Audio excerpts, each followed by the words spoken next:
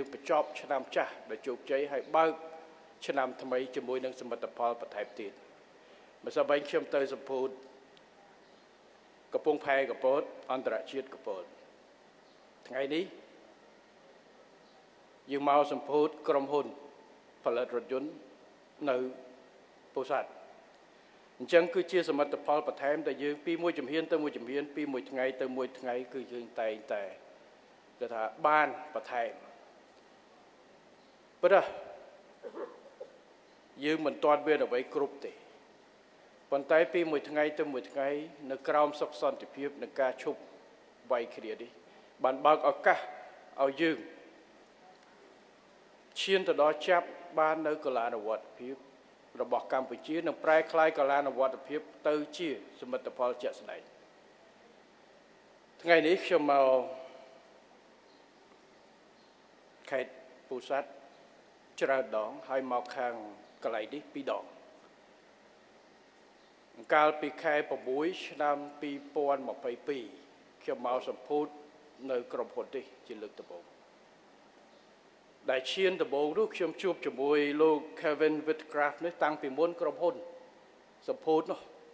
កាលនោះខ្ញុំទៅនៅជាមេជើងគោកហើយថ្ងៃមួយខ្ញុំបានសំណើមួយពីជំនួយការខ្ញុំប្រាប់ថាមានប្រធានក្រុមហ៊ុន AMA គាត់ចង់ជួបហើយឮសូរក្រុមហ៊ុន Ford ហ្មងបើករោងចក្រនៅស្រុកខ្មែរខ្ញុំថាខ្លាំងក្រុមហ៊ុនអាមេរិកក្រុមហ៊ុនយក្ស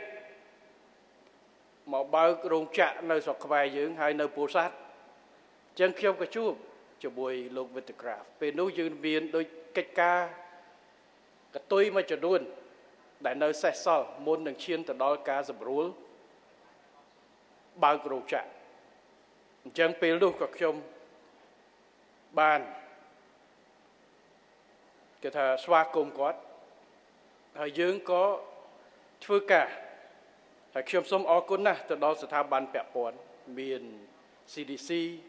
មានអាជ្ញាធរខេត្តមានគ្រប់ក្រសួងស្ថាប័នដែលពាក់ព័ន្ធនៅក្នុងការជួយរៀបចំ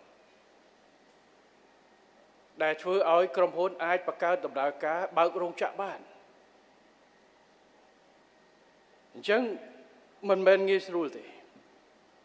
មិនឲ្យតែក្រុមហ៊ុនចង់មកបើកនៅទីនេះបើគ្មានការបកលលក្ខណៈទៅមិនរួចទេបើគ្មានការយកចិត្តទុកដាក់ទៅមិនរួចទេបើគ្មានការខិតខំជួយសម្រួលទៅមិនរួចទេពួកខ្ញុំជួបជាមួយគាត់នោះនៅចង់បើកប៉ុន្តែវានៅកលឹះប្រមាណ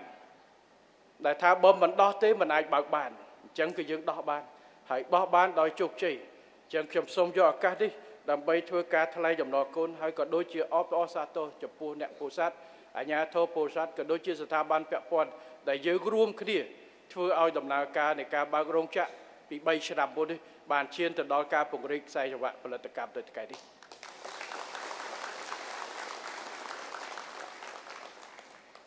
ខ្ញុំ